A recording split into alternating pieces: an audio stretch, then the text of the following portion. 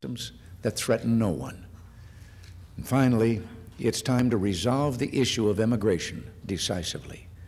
It's time for substantially liberalized immigration policies and broader freedoms for those Jews, Christians, and people of other faiths who choose to stay in the Soviet Union. And if this happens, we'll respond. If I had to characterize U.S.-Soviet relations in one word, it would be this: proceeding. No great cause for excitement, no great cause for alarm. And perhaps this is the way relations with one's adversaries should be characterized. We have hopes, and we have determination, and we are proceeding. To keep that process moving, I have instructed Secretary of State George Shultz to go to Moscow to discuss a full range of issues between our two countries. You know, when I look over the past 6 years of Soviet-American relations, I'm reminded of something Harry Truman said when someone said to him, "Give them hell, Harry." And he said, "I have never deliberately given anybody hell. I just tell them the truth, and they think it's hell." When the United States rebuilt its alliances and military strength and stood firm with the Soviets, some found this provocative.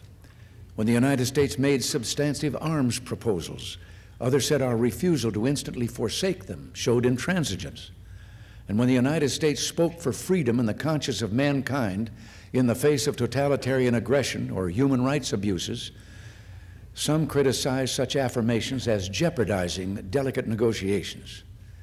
When we made clear our position on SDI and held to it at Reykjavik, there were those who feared the end of arms reduction efforts.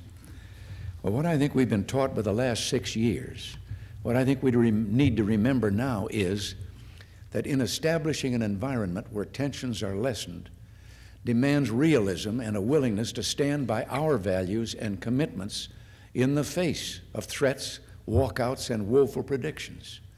We need to remember, too, that voices of panic or accommodation disrupt the careful pursuit of peace when, in their rush to sign an agreement or initial a treaty, they lose sight of justice and world freedom as the goals of American foreign policy.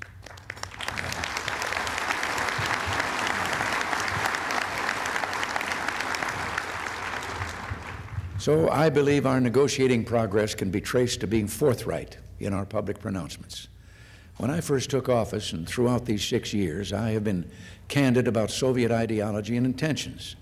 I did not seek to be unnecessarily antagonistic, only to acknowledge one of history's gravest lessons, that the first object of aggressive powers is to inhibit the will of potential adversaries, to make free nations think that public utterances of the truth or moral protests about aggression are themselves acts of belligerence. And history teaches that when, in the name of peace, free nations acquiesce to such subtle intimidations, the collapse of their own self-respect and freedom follows closely behind. History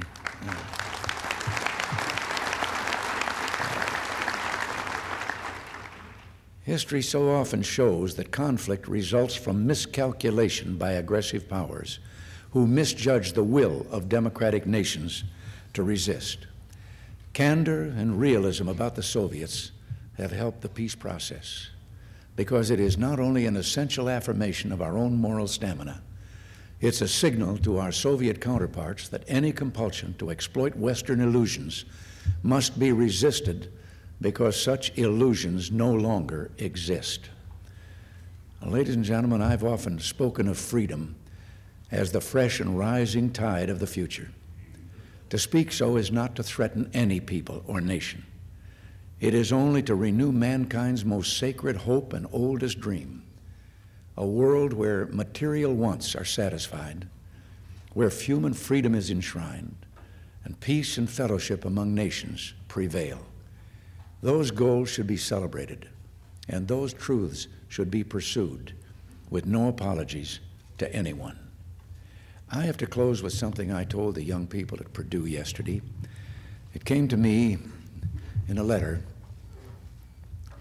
and it was a man making the statement that you could go to Japan and live there, You could not become Japanese. You could go to Turkey and live there, not become a Turk, or to Greece, not become a Greek, or France, and not become a Frenchman.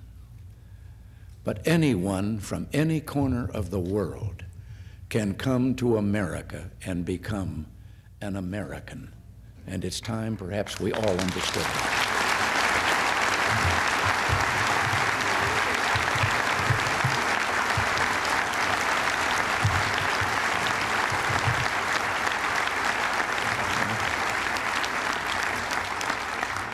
That's the end of the monologue. I understand now it's a dialogue, and we'll have time for some questions. Yes, sir. Thank you. Thank you very much for your address today.